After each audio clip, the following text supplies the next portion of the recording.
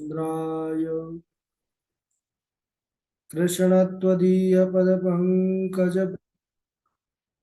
तेव मे विशतु मानसराजहंसः प्राणप्रयाणसमये कफवात विद्यैः कण्ठावरोधनविधौ स्मरणं कुतस्ते ध्याये नित्यं महेशं रजतगिरिनिभं चारुचन्द्रावतंसं रत्नाकल्पोज्ज्वलाङ्गं परशुमृगवराभीतिहस्तं प्रसन्नं पदमासीनं समन्तास्तुतममलगणैर्भ्राजृकृत्यं वसानं विश्वाद्यं विश्वबीजं निखिलभयहरं पञ्चवक्त्रं त्रिनेत्रं करचरणकृतं वा कायजं कर्मजं वा श्रवणनयनजं वा मानसं वा पराधं विहितमविहितं वा सर्वमेतत्क्षमस्व। जय जय करुणाब्धे श्रीमहादेव शंभो। श्रीलक्ष्मीनाथ समारंभां नाथयामुनिमध्यमाम् अस्मदाचार्यपर्यन्तां वन्दे श्रीगुरुपरम्पराम्। अञ्जनानन्दनं वीरं जानकी शोकनाशनं कपीशमक्षहन्तारं वन्दे लङ्काभयङ्करम्। भक्ति भक्त भगवन्त गुरु चतुर्नाम वपुएक इनके पद वंदन किए नासत विघ्न अनेक। बोलिए शाम सदाशिव भगवान की जय। पावन शिव महापुराण की जय। परम मंगलमय परात्पर अखिलेश्वर अचिंत कल्याण गुणगण निधान सर्वेश्वर सर्वाधिपति श्रेष्ठ आचरणवान प्रजा के सुखदाता विज्ञान के पूर्ण ज्ञाता देवाधिदेव जगत नियंता जगदीश्वर पंच तत्वोत्पादक विश्वेश्वर मंगल करता श्री शाम सदाशिव भगवान के पावन चरणार बिंदों पर कोटशा नमन नतमस्तक वंदन एवं अभिनंदन। पराम्बा भगवती जगदीश्वरी शंकर शिव प्राण वल्लभा जगत जननी माँ जगदम्बा माता पार्वती जी के पावन चरणार बिंदों पर कोटशा बनती।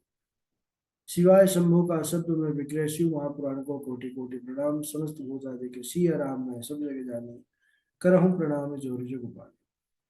हम सबका यह परम सौभाग्य की शिव कथा मंदाकिनी पर अवगाहन करने का गोता लगाने का सुंदर अवसर प्राप्त कर रहे हैं।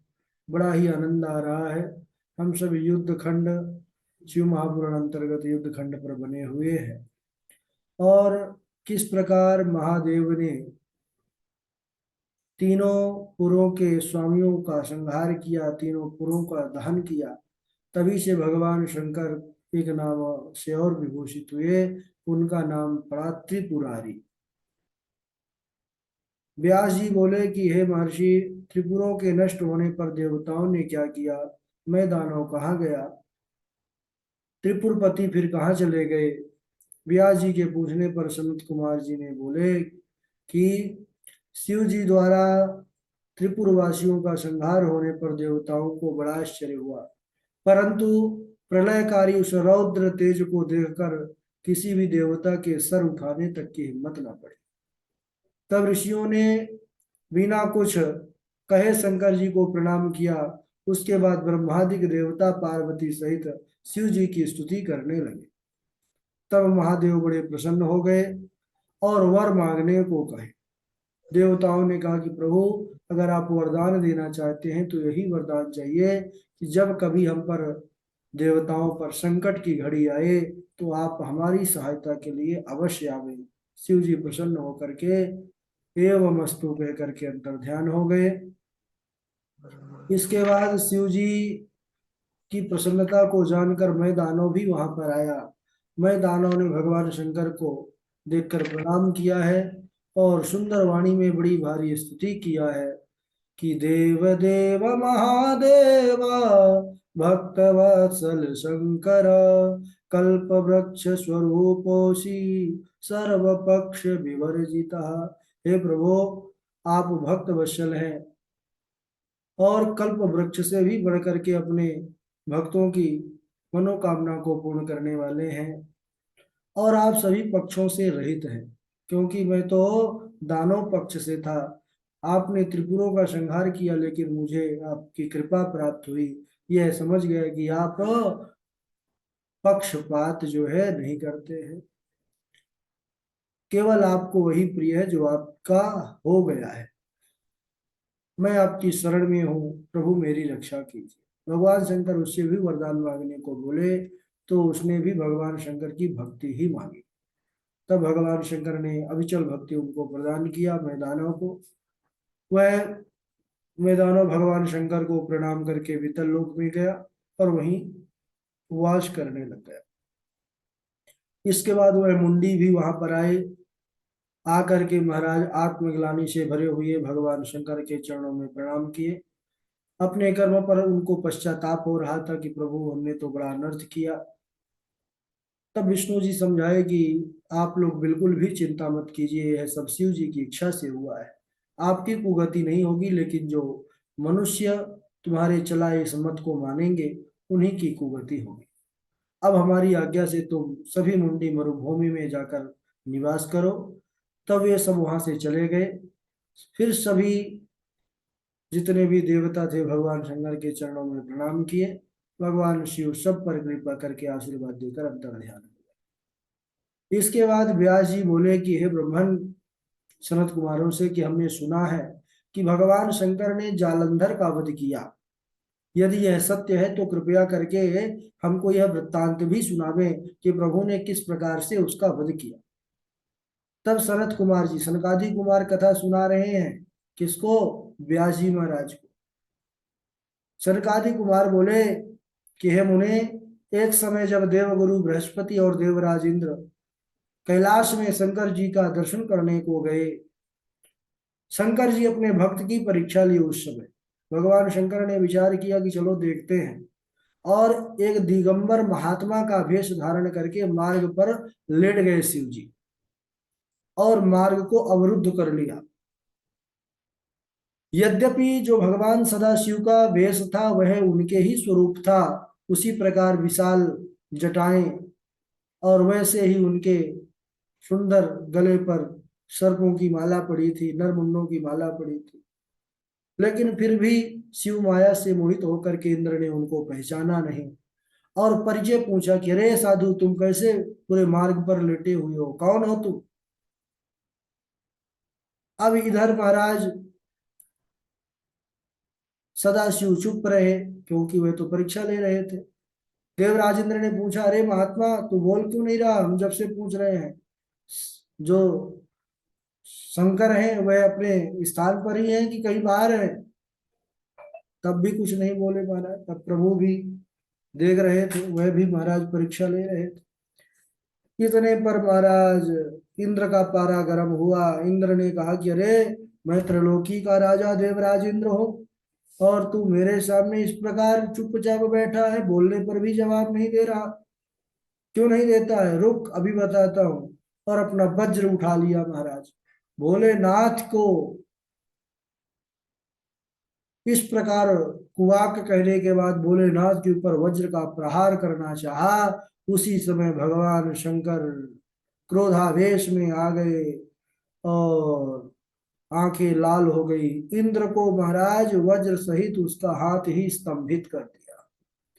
विकराल नेत्र शंकर जी के, ज्यों ही उसे देखा ऐसा विदित हुआ मानो चारों तरफ आग की ज्वाला लपटें निकलने लग गई। उनके तेज से चारों तरफ लग रहा था कि आज संसार ही जल जाएगा। इंद्र की भुजाएं स्तंभित हो गई, पत्थर की हो गई महाराज। इंद्र भी बड़ा क्रोध में आया, लेकिन जब समझ गया कि अरे, अब मेरा बल कुछ काम नहीं देगा, भगवान शंकर साक्षात सदाशिव ही है, यह दिगंबर बृहस्पति भगवान को समझते देर ना लगी, और उन्होंने शंकर जी को प्रणाम किया, हे देव। और इस प्रकार उन्होंने बड़ी स्तुति किया, और इंद्र से भी प्रणाम कराया कि अरे देवराज, यही साक्षात शिव है। शिव जी से बोलने लगे कि हे दीनानाथ, क्रोध शांत कीजिए आप, इंद्र के अपराधों को क्षमा कीजिए। बृहस्पति भगवान के वचन सुनने पर महेश्वर प्रसन्न हुए, गंभीर वाणी से बोले कि मैं अपने नेत्रों से निकलते हुए क्रोध को कैसे रोकूं, क्योंकि तीसरा नेत्र से भयंकर क्रोध रूपी अग्नि निकल रही थी महाराज। तब बृहस्पति ने कहा कि आप इस तेज को कहीं अन्यत्र किसी अन्य जगह पर स्थापित कर दीजिए और इंद्र का उद्धार कीजिए। शिव जी बोले कि हे तात, मैं तुम्हारी स्तुति से प्रसन्न हूं, इसलिए तुम पर अनुग्रह करता हूं। इंद्र को जीवन दान देता हूँ, और इंद्र को जीवन आज तुम्हारे कारण प्राप्त हुआ है, इसलिए आप आज से जीव इस नाम से भी विख्यात होंगे। मेरे नेत्र की अग्नि अब इंद्र को पीड़ित नहीं करेगी। बृहस्पति से ऐसा कहकर भगवान शंकर अपने अग्निमय तेज को हाथों में लिए और उसको लेकर समुद्र में डाल दिए। फिर लीलाधारी सदाशिव अंतर ध्यान हो गए। इंद्र और बृहस्पति भी भय से मुक्त हो गए और सदाशिव प्रसन्न हो गए, तो वह भी, उनको भी प्रसन्नता प्राप्त हुई, अपने स्थान को चले गए। अब जो सदाशिव ने अपना विशाल तेज को हाथों से लेकर समुद्र में डाला था, सज्जनों, वह एक बालक के रूप में परिणित हो गया। एक बालक का रूप धारण करके वह गंगा सागर पर बैठ करके उच्च स्वर पर रुदन करने लग गया। अच्छा, उसका रुदन संसार को व्याकुल करने वाला था सज्जनों। सारे देवता, मनुष्य, ऋषि सब उस रुदन को सुन करके परेशान हो गए। इतनी तेज उसका स्वर विलाप था। पितामह के पास गए, ब्रह्मा जी यह क्या हो रहा है, कैसा यह विलाप है। ब्रह्मा जी को सबने प्रणाम किया, स्तुति किया, फिर कहा, प्रभो आप ही यह भयंकर जो संकट की घड़ी उपस्थित हुई है, इसका शीघ्र आप शमन कीजिए। तब ब्रह्मा जी सप्तलोक से उतरकर समुद्र के तट पर पहुंचे और बालक को देखने को आए। समुद्र ने ब्रह्मा जी को आते देख उन्हें प्रणाम किया और बालक को ब्रह्मा जी को गोद में दे दिया कि महाराज यह लीजिए। ब्रह्मा जी ने पूछा कि यह सागर, यह बालक किसका है। तब समुद्र ने विनम्र शब्दों में कहा कि महाराज, यह तो मैं नहीं जानता कि यह बालक किसका है, परंतु इतना मुझे पता है कि यह गंगा सागर के संगम में प्रकट हुआ है। अब आप इस बालक का जात कर्म संस्कार कीजिए, इसका नामकरण कीजिए। ऐसा सागर समुद्र बोल ही रहा था कि उसी समय उस बालक ने ब्रह्मा जी का गला इतना जोर से दबाया कि ब्रह्मा जी के नेत्रों से आंसू निकल आए।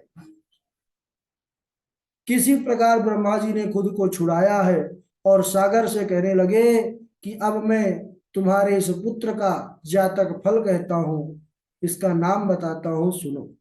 नेत्राभ्याम विधृतम यस्मात् अनेनैव जलम मम तस्मात् जलम धरेतिह ख्यातो नाम्ना भवत्वसौ। कि इसने मेरे नेत्रों के निकले हुए जल को धारण किया है, इसलिए जालंधर नाम से इसकी प्रसिद्धि होगी जगत में। यह सर्वशास्त्र वेत्ता, महापराक्रमी, महाधीरजवान और महायोद्धा होगा। इतना ही नहीं, कार्तिकेय के समान इसका यश चारों दिशाओं में फैलेगा और सर्वत्र विजयी हो गया। यह बालक सब दैत्यों का अधिपति बनेगा और विष्णु को भी जीतने वाला होगा, तथा यह कहीं और नहीं हारेगा। केवल भगवान सदाशिव को छोड़कर यह किसी से भी वध्य नहीं होगा।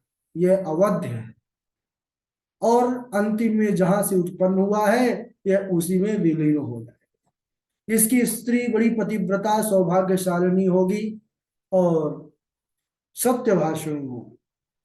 सागर ऐसा बोल ही रहे थे कि उसी समय दैत्य गुरु शुक्राचार्य जी पहुंचे और ब्रह्मा जी ने उस बालक का राज्याभिषेक कर दैत्यों का राजा बना दिया। शुक्राचार्य जी को कहा था और स्वयं अंतर ध्यान हो गए। फिर उस बालक को देख समुद्र बड़ा प्रसन्न हुआ महाराज और अपने साथ लेकर के घर को गया। फिर क्या था, कालनेमी असुर की वृंदा नामक कन्या से इनका विवाह हुआ जलंधर का, और विवाह में बड़ा उत्सव हुआ। स्त्री सहित जलंधर असुरों पर राज करने लगा। एक समय समुद्र का जो पुत्र था जलंधर अपनी स्त्री अनुचरों सहित सम्मानित हो सभा में बैठा हुआ था। तभी वहां पर शुक्राचार्य जी पहुंचे, जिनके तेज से सभी दिशाएं प्रकाशित हो रही थी। गुरु जी आए हैं ऐसा जान करके वह बड़ा प्रसन्न हुआ। उठ करके स्वयं आदर से उन्हें प्रणाम किया, बैठाला है। तेजस्वी शुक्राचार्य जी ने सबको आशीर्वाद दिया। जब वह सुखपूर्वक बैठ गए तो सागर पुत्र जालंधर कहने लगा, उनसे पूछा कि गुरुजी यह बतलाइए कि राहु का सिर किसने काटा था, आप हमें बतलाइए। तब शुक्राचार्य जी ने फिर पूरी कथा बताई। हिरण्यकशिपु और उसके धर्मात्मा पुत्र का परिचय देकर देवताओं और असुरों द्वारा समुद्र मंथन का वह पूरा संक्षेप में कथा को सुनाया, और यह बतलाया कि जब समुद्र से अमृत निकला तो देव रूप से राहु पीने चला। इस पर इंद्र के पक्षपाती भगवान विष्णु ने राहु का सिर काट डाला। यह सुनते ही जालंधर महाराज, यह तो चाहता ही था कि कुछ हमको मिले, कारण मिले। जैसे ही गुरुजी ने बतलाया तो जालंधर के नेत्र लाल हो गए क्रोध से, और उसने अपने घसमर नामक दूत को बुला करके गुरु का कहा हुआ वृत्तांत कह करके आज्ञा दी कि जाओ तुम इंद्रपुरी में जाकर देवराज इंद्र से बोलो कि मेरी शरण में आ जाए। जालंधर का दूत जो था वह भी बड़ा निपुण था, वह शीघ्र ही जाता है और जाकर के कहने लगा कि मैं जालंधर के द्वारा भेजा हुआ दूत हूं, और मेरे स्वामी ने कहा है कि हे देवधाम, तुमने सागर को क्यों मथा, मेरे पिता के सब रत्नों को तुमने क्यों चुरा लिया, अगर अपना भला चाहते हो तो मेरी शरण में आ जाओ देवताओं सहित, नहीं तो अच्छा नहीं होगा। यह सुनकर के इंद्र बहुत महाराज आश्चर्यचकित हुए। पहले का वृत्तांत स्मरण करके इंद्र ने कहा कि देखो, पहले मेरे भय से सागर ने सब पर्वतों को अपने कुक्षी में स्थान दिया और उसने मेरे शत्रु दैत्यों की रक्षा की, इसी कारण मैंने उसके सब रत्नों का हरण किया है। इंद्र की ऐसी बात सुन करके वह दूत शीघ्र ही जालंधर के पास पहुंच गया और सब बातें सुनाई जो देवराज इंद्र ने कहा था। देवराज इंद्र की बातें को सुन करके बड़ा क्रोधित हो गया जालंधर, उसके होंठ फड़फड़ाने लगे और देवताओं को जीतने का उद्योग उसने प्रारंभ किया।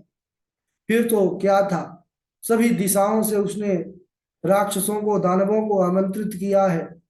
पाताल से करोड़ों करोड़ों दैत्य उसके पास आने लग गए। शुंभ निशुंभ आदि करोड़ों सेनापतियों के साथ जालंधर इंद्र से युद्ध करने लगा। शीघ्र ही इंद्र के नंदन वन में अपनी सेना उतार दिया जालंधर ने। वीरों की शंख ध्वनि से इंद्रपुरी गूंज उठी है। इस प्रकार देवराज इंद्र ने जब देखा कि जालंधर बड़ी सेना के साथ आक्रमण किया है, तो अमरावती पुरी को छोड़ करके इंद्र भी देवताओं के साथ युद्ध करने के लिए यहाँ पर आए हैं। बड़ी मारकाट दोनों में होती है, और किस प्रकार युद्ध हुआ और कैसे फिर जालंधर भगवान शंकर की ही कृपा से किस प्रकार यह मारा जाता है, भगवान शंकर में ही समा जाता है क्योंकि उन्हीं का अंश है। लेकिन हम इसको अगले दिवस श्रवण करेंगे। आज यहीं तक। बोलिए सदाशिव भगवान की जय। सब लोग बारी बारी से श्लोक सुना देंगे। सबसे पहले हमारे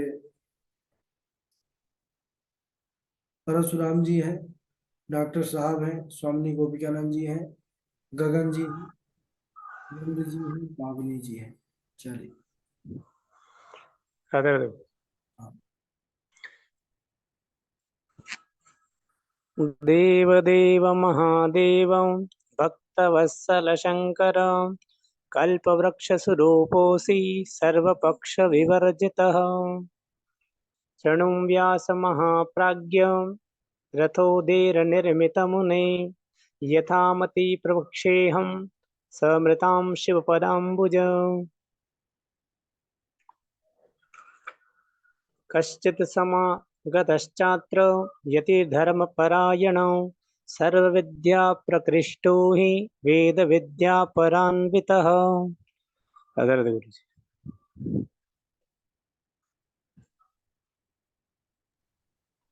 राधे राधे गुरु जी। डॉक्टर देव देवे महादेवे भक्तवत्सल शंकर शंकरम कल्पवृक्ष स्वरूपो असि सर्वपक्ष विवर्जितम शृणु व्यास महाप्राज्ञ रथोदे निर्मितं मुने यथामति प्रवक्ष्येऽहं स्मृत्वा शिवपादाम्बुजम्। राधे राधे गुरु जी। राधे राधे आचार्य जी। हाँ जी राधे। एतच्छ्रुत्वा नरो श्रीमान् सर्वपापै प्रमुच्यते शोभनां लभते कामानि कामानीप्सितान् सकलान् सदा यः पठेत् पाठयेत् वापि शृणुयात् श्रावयेत् तथा सर्वान् कामान् वाप्नोति नात्र कार्या विचारिण शृणु व्यास महाप्राज्ञ चरितं शशिमौलिनः यदा ददाह त्रिपुरं बाणैनैकेन विश्वरता असृजश्च महातेजा पुरुषं स्वात्मसंभवम् एकं मायामयं तेषां धर्म विज्ञातमच्युत हरिहन्नाम ते स्यातु ह्यन्या विच्च शुभानि च ऋषियस्तिथ किर्यम् उपाध्याय इति स्वयं कश्चित् समागतश्चात्र यति धर्मपरायण सर्वविद्या प्रकृष्टो हि विद्या वेद विद्या परान्वितः।